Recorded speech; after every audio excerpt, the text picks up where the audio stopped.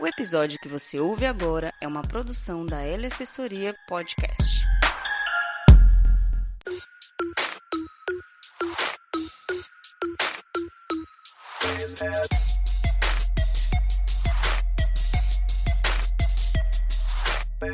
Agora sim! Podcast Dinamizador no ar! Sejam muito bem-vindos ao episódio número 7.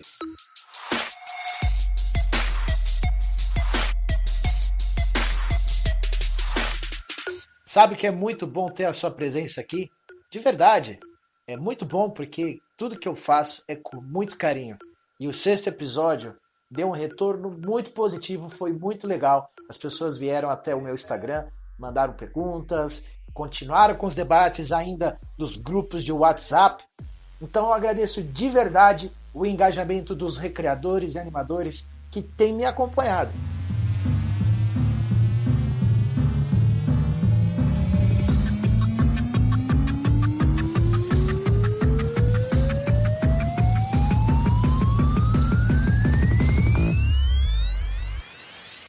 No episódio de hoje, eu trago a segunda parte do bate-papo que eu tive com o Scooby, o empreendedor da área de recreação e lazer de Campinas, um estudioso da área e um apaixonado pela recreação.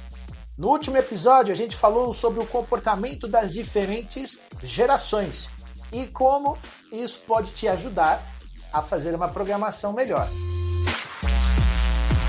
Hoje, vamos usar a nossa bola de cristal para visualizar o que vai acontecer no mercado futuro. Olha só! Claro que é uma reflexão e que tudo faz parte de um grande bate-papo ainda emergente, e a ideia é que a gente estimule esses bate-papos para que a gente consiga cada vez mais nos inserir no que está por vir.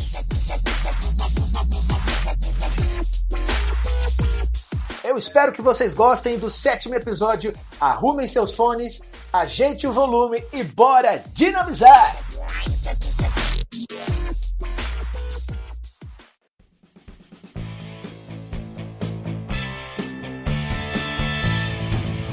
As gerações, como eu expliquei aqui, era calculada de 20 em 20 anos, que tem a ver com as fases da nossa vida, né?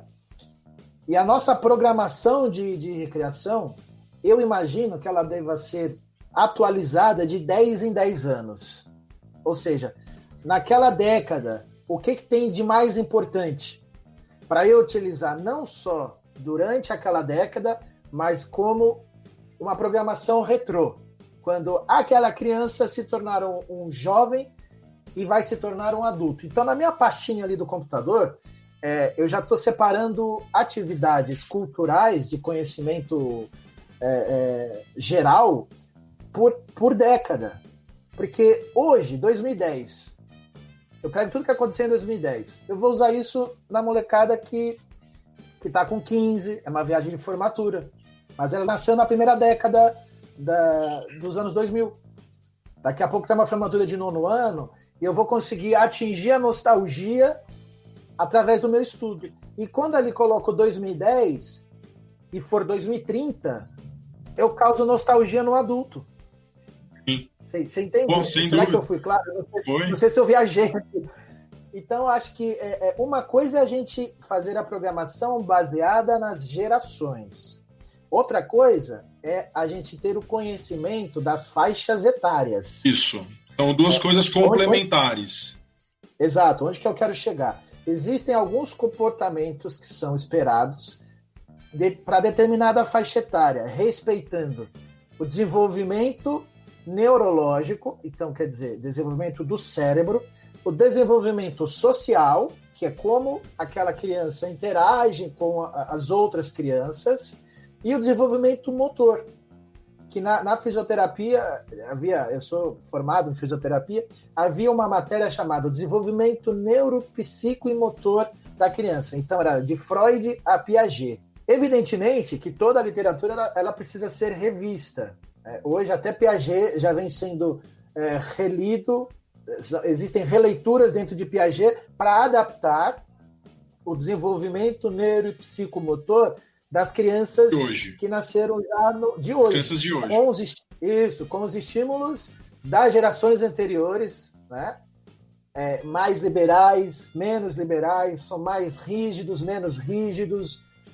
Quais são os estímulos que ela tem, que antes não tinham, o estímulo tecnológico, e antes era um estímulo totalmente analógico. E isso causa uma aceleração no desenvolvimento, ou até um retardo, dependendo se você for levar o desenvolvimento motor e social através da tecnologia, ele pode causar um retardo. Então, aí estão os estudos atuais, da gente fazer essa releitura. Sim. Para quê? Para que aquele recreador que atua há 3 a 6 anos, porque tem essa questão da divisão das faixas etárias, 3 a 7, 7 a 10, eu já ouvi diversas diferenças, muitas diferenças entre as divisões das faixas etárias, para que você consiga aplicar uma atividade, uma interação, tendo maior benefício de retorno. Porque aquela criança vai entender o que você está dizendo, vai entender o recurso. Você sabe qual foi a minha maior frustração, Scooby? Foi fazer um base 4 para crianças de 5 anos. Elas não entendiam a regra do jogo, não sabia quem que tinha que chutar a bola, não sabia eu peguei a bola, o que eu faço agora? Então, para mim, ali foi um grande... Se você chutasse ela e fosse mais alto, que era o que ia acontecer, eles iam querer que você chutasse só. Porque é muito mais legal a bola ir para cima para ver depois quem que ia sair correndo e ia conseguir pegar, né? Exatamente, porque criança nessa faixa etária, ela não tem tanta habilidade motora, mas ela tem habilidade lúdica, a bola para cima, o plano alto, o plano super alto, o plano médio, o plano baixo. O profissional do futuro da recreação, ele tem que dominar as gerações, que é uma coisa iminente na cultura e no comportamento social, e precisa estar atento ao desenvolvimento neuropsicomotor. É uma coisa inerente à outra. Eu preciso saber na teoria, para quando eu for aplicar, quando eu for para a prática, Sim. Eu ter um nível de acerto muito maior. Muito bom. Antes a gente falava, né, há 20 anos atrás, e tem até a ver com a questão da nossa geração, né, da globalização, você tinha diferenças, né, de pessoas de cidades menores para cidades maiores, né? Você pega uma cidade como São Paulo, com 12 milhões de habitantes, e pega uma cidade com 20 mil habitantes. E era diferente, né? Porque cada um tinha um estímulo diferente. Hoje, que a informação chega para quase todo mundo ao mesmo tempo, você já cria uma outra situação. A criança tem muitos estímulos muito semelhantes em qualquer lugar que ela esteja, né? Por conta dessa conexão que é fato e chegou, né? Há 20 anos atrás a gente não imaginava que ia ser tanto como é agora, né? Bom, com base no que a gente está fazendo aqui, né? Você está em Portugal, eu estou em Campinas e a gente está conversando aqui como se estivesse um do lado do outro. Isso que imagina nossos avós, você vai dizer aos nossos avós há 30 anos, olha, vai ser possível conversar em tempo real, com imagem e som, com uma pessoa que mora no Japão. A pessoa não vai acreditar. Exatamente, fora da casinha. Muito fora da casinha. Da criança que cresce no ambiente urbano e que cresce no ambiente não urbano, não vou dizer rural, mas não urbano, que tem uma disposição diferente, comportamentos, absorvem, consomem diferentes estímulos culturais e de lazer. Por exemplo, a música caipira, a música sertaneja e tal, ela é muito mais presente em cidades interioranas, porque ainda tem rodeio, se bem que aí vem o funk. O funk ele já se inseriu em diversos outros estilos musicais. Tem o funknejo, tem o brega, como que é? Acho que é brega funk. Não, brega funk, funk brega.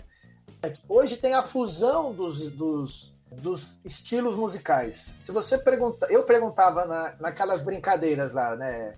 Quais são suas músicas prediletas? A pessoa sempre respondia: eu gosto de tudo, menos sertanejo. Só que hoje é muito eclético. Ela pode dizer que não gosta do funk, daquele funk mais sexualizado ou criminal, da ostentação, do tiro pra cima, não sei o quê. Que era o que acontecia com o rap também, né? Exato. Que são os preconceitos, na verdade. Que quando fala de cultura, isso não é cultura, é uma forma errada da gente tratar também. Que essa não é a sua cultura, mas é a cultura do outro.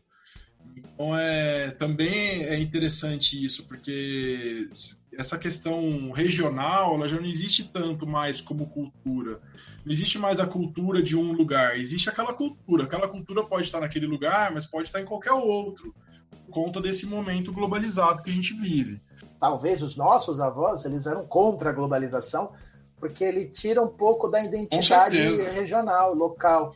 E a nova geração é uma geração muito mais globalizada, aquela geração que não tem a barreira de sair do país. Né? Você diz, você está em Portugal e eu estou em Campinas. Da minha família, meus avós, meus tios, né, meus pais, quase ninguém saiu do país. Male ia para o estado do lado. Hoje, o que eu tenho de amigos na minha faixa etária, mais novos, que saem do Brasil com uma facilidade incrível, não dá nem para contar quantos amigos fora do Brasil, que são brasileiros, né, que viajaram para o exterior.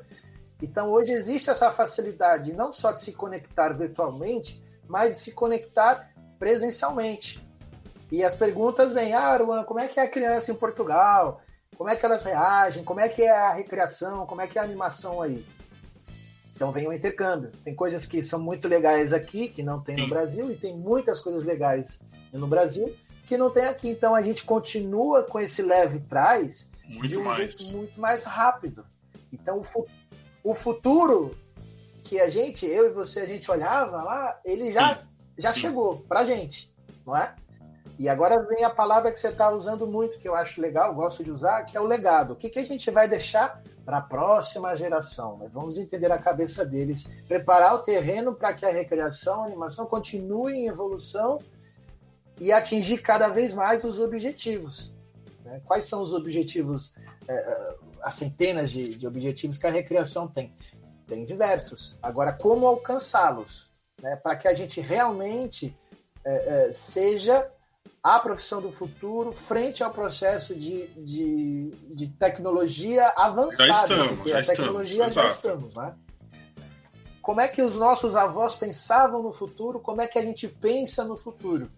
Né? Eu estava aqui lendo que no The New Work Order, foi feito em 2017, uma pesquisa com jovens da Austrália, e foi detectado que 60% daqueles jovens estavam estudando para algumas carreiras que em 2030 já serão obsoletas. Aí vem alguns exemplos de profissões: enfermeiros, médicos, advogados, atendentes de fast food e de shopping. Olha que loucura. Doideira, vai. Tem de tudo, né? Porque não é só em uma área, né? Aquela ideia de uma área vai acabar. Não é uma área, né? Tem toda uma diferença mesmo, né?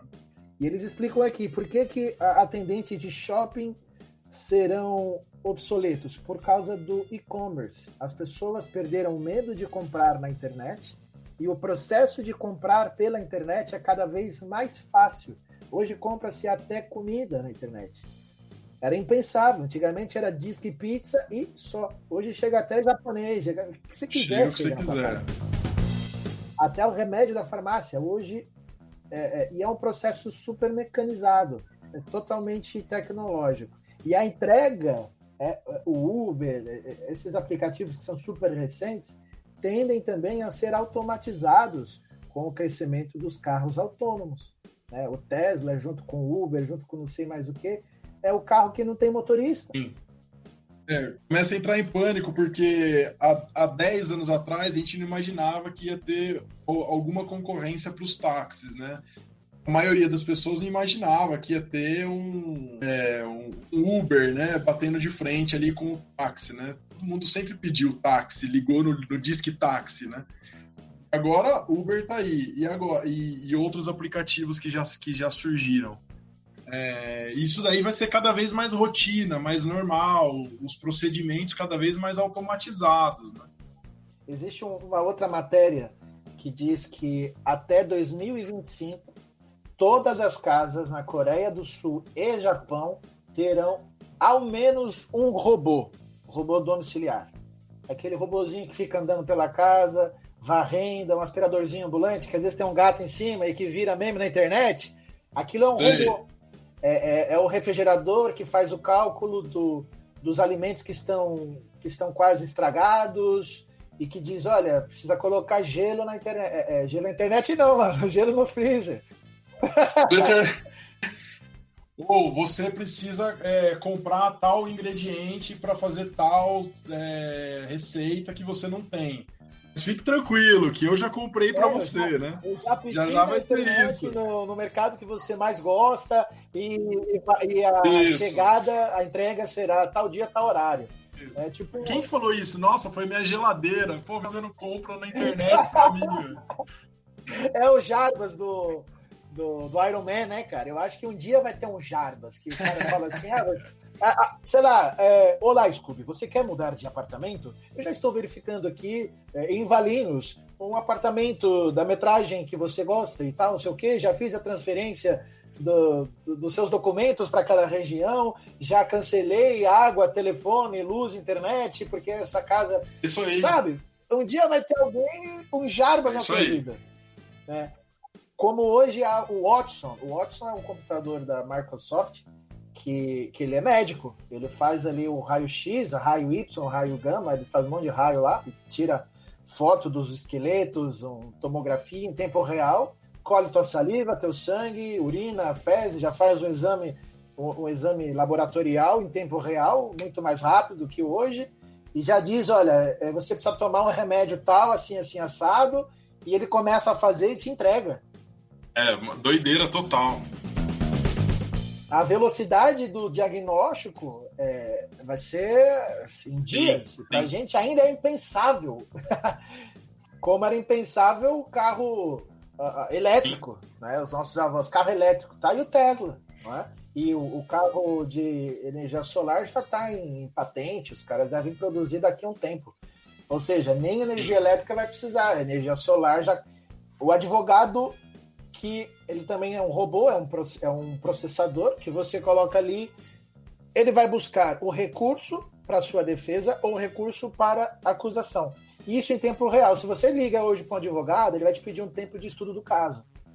Não é? É criminal, é direito familiar, civil, é trabalhista. Ele vai precisar dar uma checada em algum tipo de livro ou artigo na internet, porque pode ser um caso específico. Agora, se você digita isso no Watson, ele faz em tempo real. Mais rápido. Então, até o advogado ele já entrou no jogo de processo de automação. E aí que vem, né, como a gente faz um passado recente, né? Usavam-se como comunicação aquela ferramenta do Telex. Pô, meu pai tinha cara. Meu pai usava um negócio no trabalho, ele tinha mas é muito louco. Eu não entendi até hoje como funciona. Eu já sou daquela geração que havia o telefone discado, e que começou a vir o telefone digital e depois o telefone sem fio. Você lembra do bip, né? Do bip? Motorola, meu pai tinha um bipzinho. Então, bipzinho liga pra também. casa. Eu mandava mensagem pra ele, liga pra casa. Isso, é isso aí. O fax também já saiu de uso, né? Depois, depois que apareceu os scanners e o e-mail, hoje até o e-mail ele continua sendo usado como uma linguagem mais formal, mas a rede social tomou conta da comunicação. Sim, sem dúvida. Até LinkedIn já vira um processo mais profissional. Hoje você manda contrato pelo WhatsApp e tá tudo certo, né? Sim. E aí, mesmo assim, com todo esse processo de tecnologia, de informatização dos serviços todos, a recreação perdura. Por que você acha que ela fica? Então, eu tenho algumas impressões aqui. Primeiro, que toda essa questão dessa criatividade que a gente vê, eu não acredito, eu não consigo pensar que o animador que vai ficar, né, o recreador que vai ficar... que vai ser o do futuro é apenas aquele que é criativo. Porque a gente utiliza de ferramentas que foram criadas por outras pessoas. Isso daí não há problema algum nisso, né? Então, até estava pensando em algumas coisas. Por exemplo, coisas que não vão acabar. Eu não acho que vai acabar o relógio, por exemplo. entendeu? Ah, mas o relógio, o aparelho mesmo, tá? Não a contagem das horas, mas a questão do aparelho relógio. Eu não acho que vai acabar. Acho que muita gente usa e gosta do relógio. Mas, pô, se você for ver lá a história do relógio e tudo mais, você vai ver que começou há muito tempo, cara. Tem situações de anos 700 depois de Cristo, que tinha já um relógio, então, relógios mecânicos, né? Então, eu não acho que é isso que vai acabar. Alguém criou o relógio, a gente usa o relógio hoje até numa boa, sem problema algum. Então, eu entendo que, assim, a questão da criatividade, eu acho que é uma coisa interessante para o recreador, acho que é legal, mas eu não acho que ela é a única opção. Se você não for criativo, você não pode trabalhar com recreação, entendeu? Eu entendi, eu acho legal essa definição, porque Murilo Gun é um cara que eu sou super fã, gosto muito, eu consumo bastante o podcast dele, ele fala do futuro, ele fala da criatividade, ele fala da criança, ele tem hoje uma plataforma de muito sucesso, Keep Learning School, é a plataforma dele. Então ele fala que a maior ferramenta do futuro, a maior habilidade do futuro é a criatividade. Mas a criatividade em si é o processo de fazer as coisas, de construir as coisas, de tirar da ideia, do papel, as coisas. Certo. Porque simplesmente pensar e criar é imaginar. Então não é a imaginação a habilidade futura, é a criatividade. Tirar essa imaginação do papel. Tirar do papel e realizar, e principalmente de resolver problemas. Isso. Detectar problemas e resolver problemas. Essa é a grande habilidade do futuro. Que daí tem a ver com o segundo ponto que eu coloco aqui, que eu acho que é a questão da oportunidade. Porque eu entendo que o recreador ele tem que saber utilizar das oportunidades que ele tem. Então, às vezes, ele não criou um jogo, né? Vamos trazer bem na prática da recreação. Eu criei um jogo X, assim por diante. O jogo faz isso, faz aquilo, o grupo é dividido dessa forma, e o tema é esse, nananana. Ótimo, legal. Mas não é porque eu criei que esse jogo serve para qualquer momento que eu for recriar. Então, a minha criatividade, ela não basta. Ela tem que estar ligada com o quê? Com a oportunidade de utilizar esse jogo. E o interesse, tanto meu quanto do público, para isso que tem tudo a ver a questão que a gente conversou há um tempo, das gerações, de eu conhecer o meu público, conhecer com quem que eu estou trabalhando. Então, ser só criativo, sem entender qual é a oportunidade que eu tenho nas minhas mãos para recriar e qual é o interesse que eu tenho nisso, e não basta, entendeu? Então a criatividade ela não anda sozinha. E por isso que eu acho que, às vezes, você tem, por exemplo, outras pessoas podem usar o jogo que eu criei, né? Mas como uma ideia por conta da oportunidade que ela tem. Poxa, eu visualizo dentro da minha programação de lazer a oportunidade de usar um jogo como esse, criado por X, qualquer pessoa. Então, não necessariamente ela criou, mas ela soube entender a oportunidade dela. Isso eu acho que é interessante. Eu acredito que seja isso a habilidade da adaptação, adaptabilidade, né? A habilidade de adaptar as coisas, que é iminente dentro de um recreador. Ele vê uma coisa, vivencia algo, pega aquilo, contextualiza e transforma numa nova intervenção, numa nova ação, aproveitando para criar uma nova oportunidade de lazer, de acordo com o objetivo que ele tem. Então é uma habilidade poderosa. Sim, poderosa. Sim, exato. Então, assim, a oportunidade, ela tá vinculada à criatividade, mas uma coisa não anda sozinho da outra. Eu prefiro uma pessoa na minha equipe que entenda a oportunidade dela, do que uma pessoa criativa. Que às vezes a pessoa criativa cria sem entendimento da oportunidade. O oportunista, né, esse cara que está entendendo a realidade que ele consegue juntar um pouquinho mais de conceitos e falar, poxa, calma aí, tem aquele jogo que fulano de tal fez, nesse contexto, ele é uma oportunidade boa.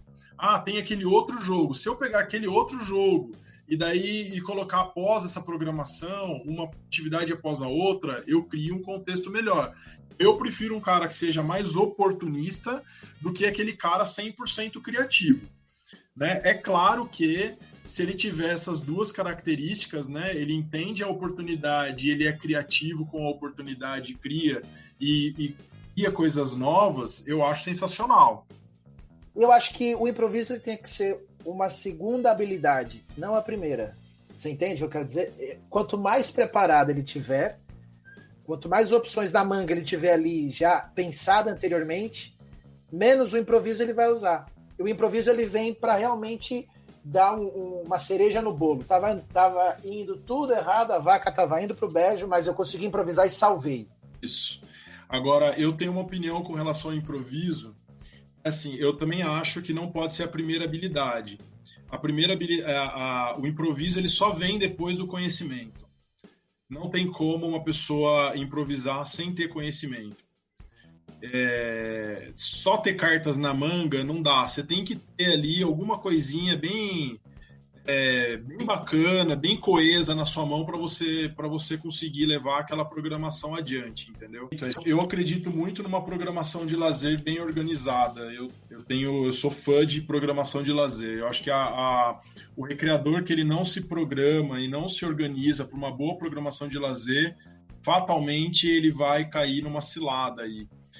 E feita por ele, né? Porque ele, na maior parte das vezes, ele tem tempo hábil para ir à programação e às vezes não faz. Então, eu já trabalho já 4 meses a 5 meses com recreação, eu não preciso mais organizar uma programação. Poxa, aí que você mais precisa, entendeu? Eu com sei lá quantos anos de recreação, eu acredito ainda que eu preciso montar uma programação de recreação para ser coerente. Se eu não fizer uma programação coerente, o improviso, claro que vai acontecer, a programação vai acontecer, mas não vai ser a melhor programação de lazer, que é o que eu acho que a gente deve entregar para os nossos clientes, né? Eu vou inventar um novo termo aqui, né? Na recreação existe a corrida pelo repertório. A gente vê os grupos de WhatsApp. Alguém me manda uma atividade XYZ para tal faixa etária, uma apostila isso, uma apostila aquilo. Então a corrida pelo repertório. Quantidade, total quantidade. É uma quantidade.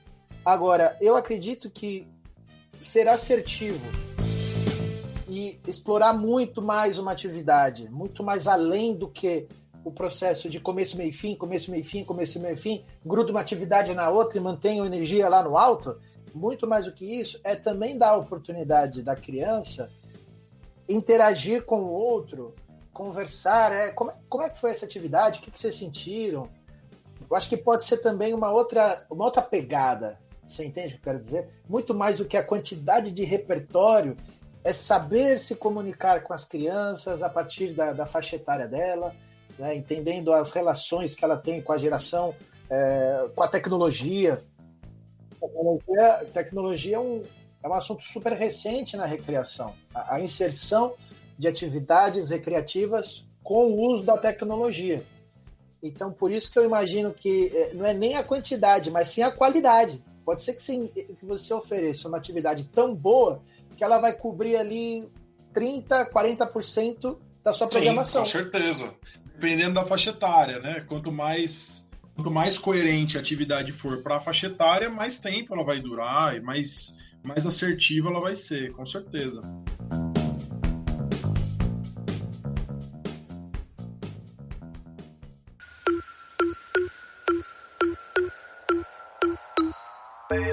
E ficamos por aqui. Nossa segunda parte do bate-papo sobre mercado futuro da recreação. No próximo e último episódio do Bate-Papo com o Scooby, nós deixamos o melhor. O melhor ficou para o final. Tecnologias e inovações que estão por vir dentro do mercado recreativo. Vocês não podem perder. Aguardem. 7º episódio está aqui, o 8º já está ali. Então até lá, tamo junto e misturado. Bora dinamizar. Fui!